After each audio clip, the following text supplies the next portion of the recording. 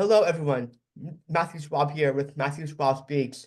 I'm here with another episode of Schwab Listens. This episode is a really awesome episode because I get to interview a great friend of mine and the head coach of the North Carolina State University Wolfpack coach Dave Doeren. Thank you for coming to Matthew Schwab Listens, and thank you for taking your time. I know the audience will love to getting to know you. Yeah, thanks for having me, Matthew. I appreciate you making me one of your guests. You're very welcome. Please tell our audience a bit about yourself and your family. Well, that could be a long answer. But Dave Doeren, head coach, North Carolina State football. Going on my 12th season at this program. Married to Sarah, 26 years, and three sons. One at Appalachian State, Jacob, who graduated this spring, started grad school. One at NC State, who will be a senior. Luke is going in his last year in the ag business program. And then our youngest, Connor, just graduated from Cardinal Gibbons and is headed to East Tennessee State University to play football in Johnson City. So we have a beautiful Basset Hound dog that we love as family as well, named Murphy. And yeah, that's pretty much it. That is awesome. Why did you want to be a coach? Why? Yeah. I fell in love with helping young people get better, and the competition as a former athlete, I couldn't give it up. And so it was just kind of a blend of the feeling I got inside when I saw what I was doing was helping people get better, whether it was on the field or off the field. It really, that servant leadership piece is meaningful to me. And then just being a competitor my whole life, when I was done playing, it just kept those juices flowing inside, and I really like that competitive spirit of athletics. Me too. And please tell us a bit about your experiences as a coach and where you were before you came to NC State. Yeah, it started 1993 when I graduated from Drake University. I went back to Kansas City, which is where I'm from, and wanted to coach. Couldn't get a job, and so went to grad school at UMKC, University of Missouri in Kansas City. Started working on a master's in education and got hired as a high school assistant coach. So I was working at Shawnee Mission Northwest High School, which is pretty close to where I grew up, and was the junior varsity offensive coordinator and varsity defensive line coach and receiver coach of all things. And so I did that for a year and was waiting tables and bartending at night to make money. After about 6 months of that, I was happy. I was having fun, but I could tell it wasn't going to pay the bills. And so I got hired back at Drake University, where I played, by my former head coach, Rob Ash, and went back and was a graduate assistant at Drake, got my master's in education while I was there, worked with the linebackers for 2 years. And then the third year I was there, I got promoted to defensive coordinator at 25 years old. And I was very fortunate to have that responsibility at that young of age, and did that. And then got hired at Southern Cal out in California in the Pac-10, and was a safety graduate assistant there on defense. It was a great experience. Worked with some really good coaches. Sarah and I got married there. We had our first son, Jacob, and then we moved to Montana in the Big Sky Conference for 2 years. Went to back-to-back national championships, won 2 conference championships. And we won the national championship my last year there, and then got hired at Kansas, back where I'm from, as the linebacker coach, recruiting coordinator, and co-defensive coordinator for 4 years. Really did a good job there as a staff, turned a really bad program into a team that won the Orange Bowl, and left and went to Wisconsin Spent 5 years there with Brett Bielema. It was a great experience. Learned a lot. Became the defensive coordinator my last 3 years. And from there, got hired at Northern Illinois to be the head coach. And spent 2 seasons there, won 2 MAC championships, won a bowl game, and then got hired at NC State in December of 2012, I guess that was, right around my birthday. So that's my journey. Been a lot of places, but this is the longest I've ever lived anywhere, and definitely the longest I've ever worked anywhere. So we're blessed to be in Raleigh, North Carolina, as long as we have been. I'm glad you're here. When looking at recruits, what qualities do you look for other than being a good football player? When I'm looking for recruits or when I'm looking for coaches? Recruits. It always starts with the film. We'll watch the film and see if they're a player that we think can help us. Usually you're looking for somebody that is like somebody you've coached, that is as good as an all-conference player or better, in your opinion, or someone that that you can develop into someone as good or better than what you're winning with. It starts there. And if they're good enough on film, you call and you get all the information you can get from the coach, and the recruiting services sometimes provide that. And you find them online, you find their social media, you get their contact information, and you start having conversations. You're studying their academic record. Obviously, that's a part of it. And then it's just getting to know the young man and his family and making sure they're the right fit for us. We take a lot of pride in being hard workers and being hard, tough together, tough guys that like to work hard. And so we seek that out in recruiting as well. There's plenty of times we see a good player on film and we find out he's not our kind of person work ethic wise. We back away and move on. And so, it's always about trying to make the Wolfpack better. And then when you recruit and then once you get them here, you do everything you can to help that process reach, the highest level it can. And those are interesting stuff right there. With the whole new world of the NIL, which is name, image, likeness, has that changed in your approach to recruiting and adding new players to your roster?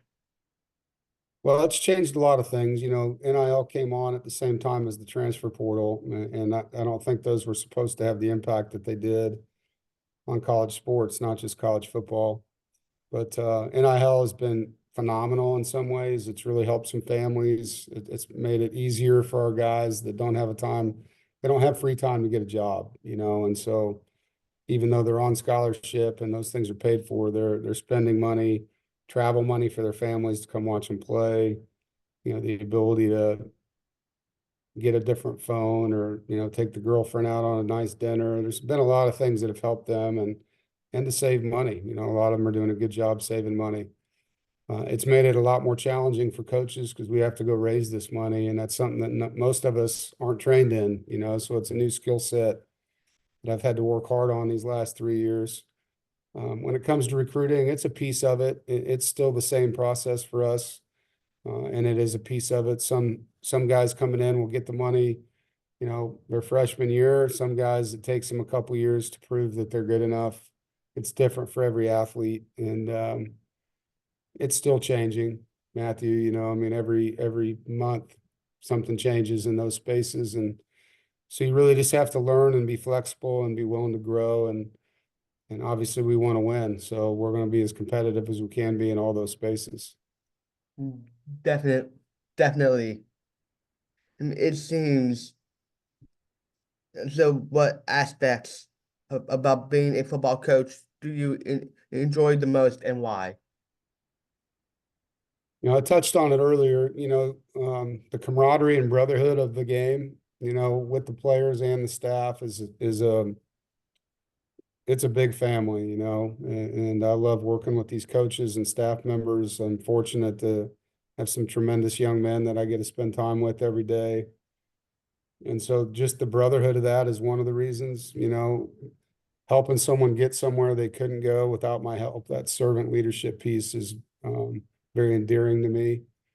And then I like competing, I like putting a program together, hiring a bunch of people, getting everybody drinking the same Kool-Aid, and then going out there and seeing if we're better than somebody else, and putting it on the line each week and competing. And those things keep me in this sport. Hopefully they will for a lot longer, but that's why I do what I do.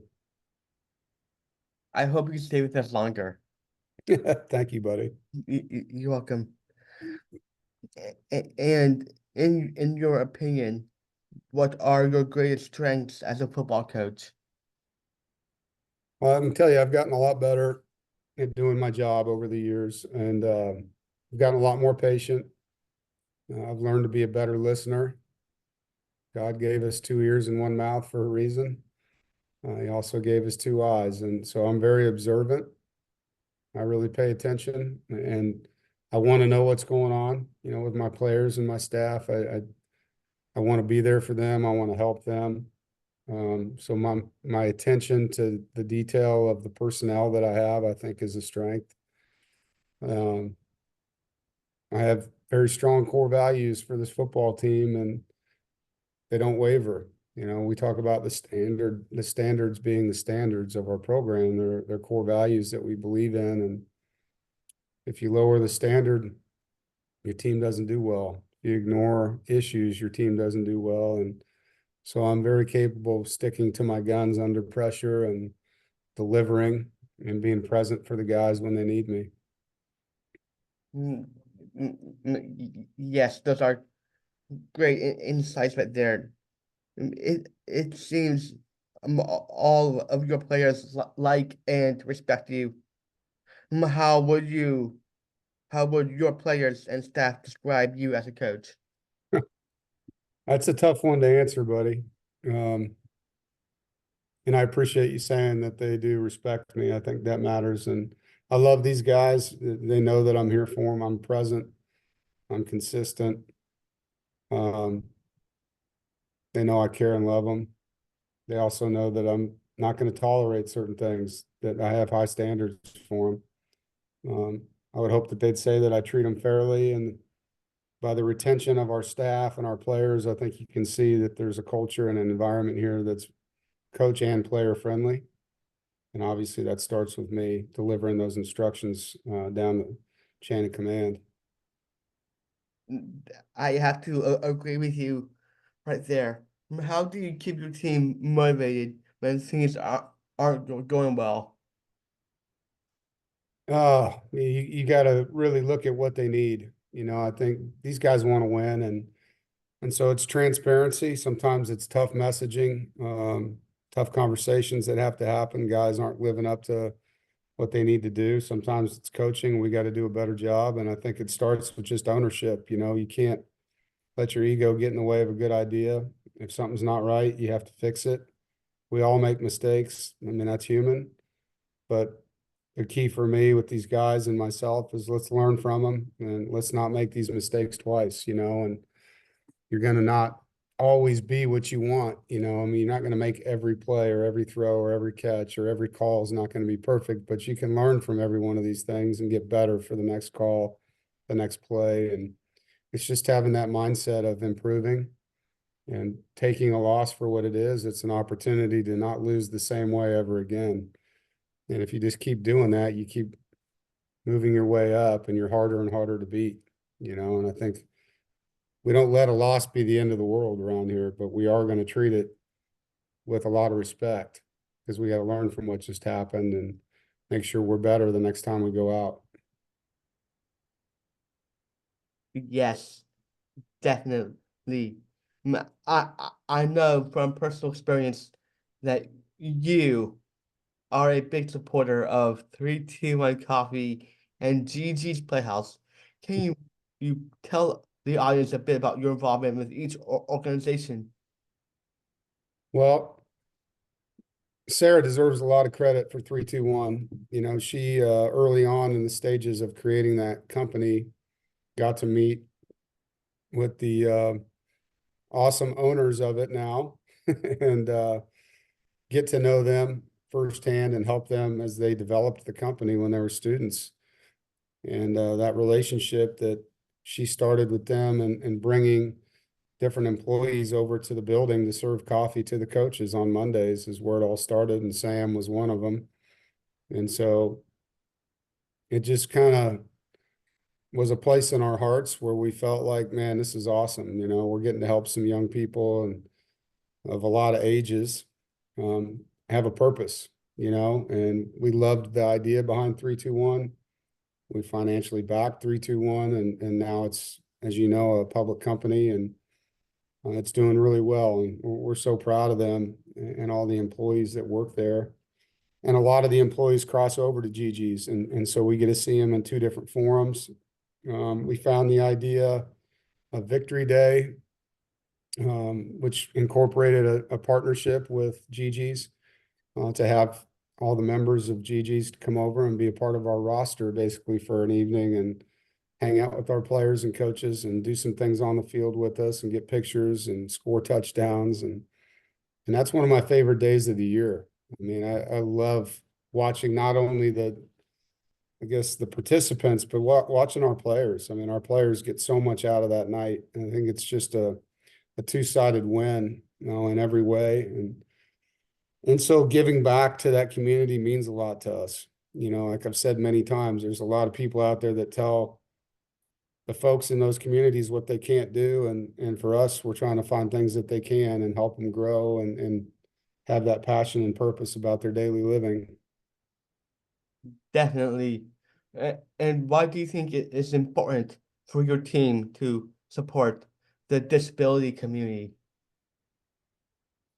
Well, it's near and dear to our hearts. And you know, one of our children have gone through a similar path and with autism. And so we understand the special needs, neurodivergent needs that are out there. And we understand the lack of support in the public school system sometimes that exists, the challenge for the families with the IEPs, the challenge for employment for post high school. And so we just feel like it's near and dear to our hearts. And for my players, it's a way for them to promote from their platform how important it is to support everybody, you know, and to, like I said, give purpose to that community and know that there's a brotherhood here that supports them. But wow, that's really awesome. Now for the fun questions. Who's your favorite NFL team? Well, growing up in Kansas City, I'm a Chiefs fan, and I have been since they were not very good when I was young. And obviously, right now, they're as good as it gets. But I've been a Kansas City Chiefs fan since I was probably in the fourth grade, and which is a long time ago now. So, huge fan of Andy Reid now, and Dick Vermeil before him. There's been some great coaches through there, Marty Schottenheimer and Bill Cowher was an assistant coach there in NC State, great. And so grew up watching those teams and those players and just love everything about that organization. Wow, that's truly fascinating. I don't have a favorite team in the NFL, but I always said my favorite teams were the ones who would beat the Patriots in the Super Bowl. But my favorite player is Tom Brady. Yeah, he's a great player for sure. Yeah. What do you like to do on your day off? Oh man, I love to fish. So, you know, if I get an opportunity to fish, especially if I can be with family doing it, fly fishing is my favorite form of fishing, and floating a river or standing in a stream with a fly rod catching a trout, that would 100% be my favorite thing to do. All right. Do you enjoy living in North Carolina? And what's your favorite thing about it? No, this is home to us. We love living here. Raleigh, North Carolina has become our home. All three of our sons have graduated high school from the Raleigh area. What I like about it, it's one of the only states I've been in where you get so many different topography, environmental things going on from the lakes to the mountains to the ocean. The quality of the culture here, the diversity, the food, the music, the weather, how easy it is to travel from here. If you got to get on a plane, Raleigh, obviously, already use a great airport, but it Mhm. just has every amenity. Growing up in the Midwest, we had the winters, and a lot of times you're going to airports in terrible weather and sitting in airports trying to get out of that weather and fly somewhere else. And there were no mountains, there was no ocean. And, being able to just jump in my truck and drive 2 hours to the mountains or 2 hours to the beach or less than 2 hours to Lake Gaston and be an outdoorsman, it's a heaven for us.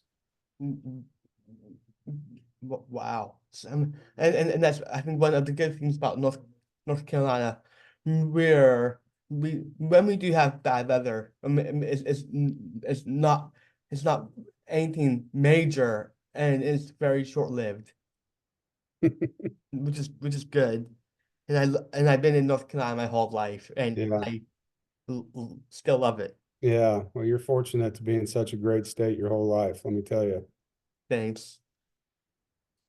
And I know your lovely wife, Sarah, from my time at 3 2 Coffee. Does she love football as much as you? No, she doesn't, but she loves cheering us on. And she's been a coach's wife for a long time. And, that's a hard job. And it's a hard job. There's a Yeah. lot of pressure, a lot of emotions. She loves our teams, and she loves our players. And I think she's all in from those standpoints, but it's a hard job. There's lots of time spent away from her for me. And so, there's good and bad with every job, I'm sure, for a spouse, not just a wife, but for a spouse. And, when you're a coach's wife, the wins and the losses are a big deal. And the time away from home is significant, so there's challenges, and she's as good as it gets when it comes to being supportive for me and for our coaches' wives. She does a tremendous job with outreach and in the community, as you know, using her platform to support local charities. Wow, I did not even know that about her. My mom is not a, a huge sports. She's not a sports fan. My dad, my two younger brothers, and I are the more sporty kind of people. Like we would go to a Durham Bulls game maybe once a year, Yeah. and also for me, go Pack, Go Pack, baby. Go and Pack. of course the Carolina Hurricanes. Go Canes. Yeah. We Yes. love the Canes too. And we used to go to a lot of the games. My dad's one of his earlier companies that he worked with were season ticket holders for the Canes, but ever since then, I only been going for my birthday, or just cause like either like maybe 2 or 3 times a year. But now for the past few years, the only time we've been actively watching hockey is during the Stanley Cup playoffs. My dad changed it, and we Yeah, well, playoff hockey is a lot of fun, Matthew. It's a lot of fun. definitely, when someone finds out what you do, what question do they always ask you? Are you going to be any good next year? I get that question a lot, and it's kind of a head scratcher. But yeah, you hear that one, a lot of questions about our rivalry games, um, a lot of questions about players on the roster and how's so and so doing, how's your quarterback, how's KC, how is Peyton, people want to know about the guys, but you get a lot of general questions just about how many games you're going to win. And people have no problem walking right up to you and throwing that one at you. So I've gotten better at handling it. There's times where it's pretty annoying because you're with family eating a dinner and somebody will come up and just charge into the table. But for the most part, it's very respectful when it comes to the Wolfpack fans, particularly when you're out in public. Most of them understand that you have a life too. Definitely, I have to agree with you right there. And I'm a celebrity myself, so I have that feeling too. Yeah. Yeah. One of my favorite things to eat is pizza. What is your favorite food?